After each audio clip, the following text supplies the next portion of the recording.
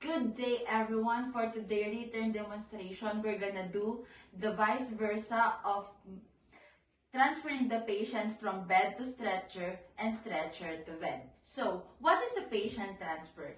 According to Perry et al. 2014, it is a transfer are defined as a moving a patient from one flat surface to another. So, such as bed to stretcher.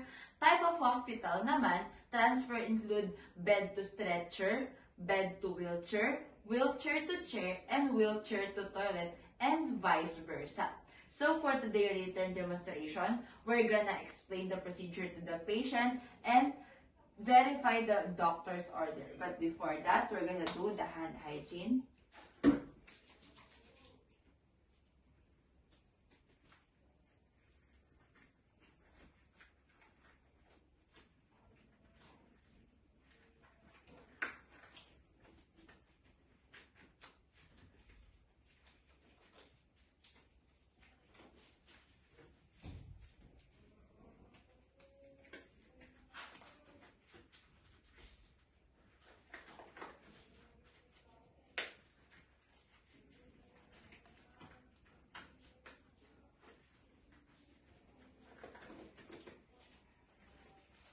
And after that, we're going to identify the patient. Ma'am, can you state your name and your birthday?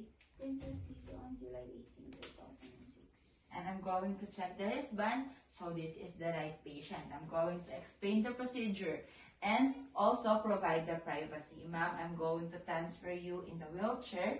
But for now, we just have a chair. I'm going to secure you after you've been transferred. So ma'am, I'm going to position you in a Sims position in a 45 degree. So ma'am,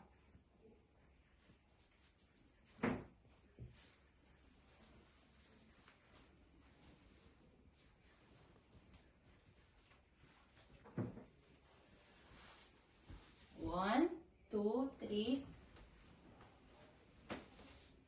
So we need to secure the patient and wait for 3 to 5 minutes. After 3 to 5 minutes, we're going to transfer her to the wheelchair. So ma'am, I'm going to count 1, 2, 3, and we're going to sit on the chair. So 1, 2, 3, go. And just remember, we need to secure our patient in a wheelchair. So if we have a wheelchair, we have to secure her feet, her hand, and her back. So after securing our patient, we're going to remove our gloves and do the hand hygiene. And after that, we're going to do the vice versa. So we're going to transfer our patient from bed to stretcher, but now we're going to transfer her from chair to the bed. So after the hand hygiene again, we're going to put our gloves on.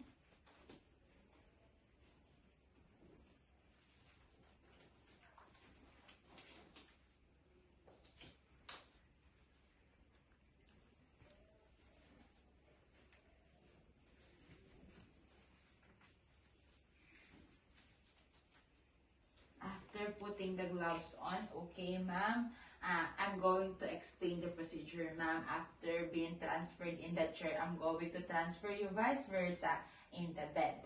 So, ma'am, I want you to cooperate with this. So, after that, I'm going to count 1, 2, 3. So, ma'am, 1, 2, 3. After that, we need to secure our patient 3 to 5 minutes in a 45 degree position. And after that, we're going to back her in a comfortable or supine position. So after 3 to 5 minutes, I'm going to put the patient in her comfortable position. So ma'am, you have to cross your arm. And 1, 2, 3.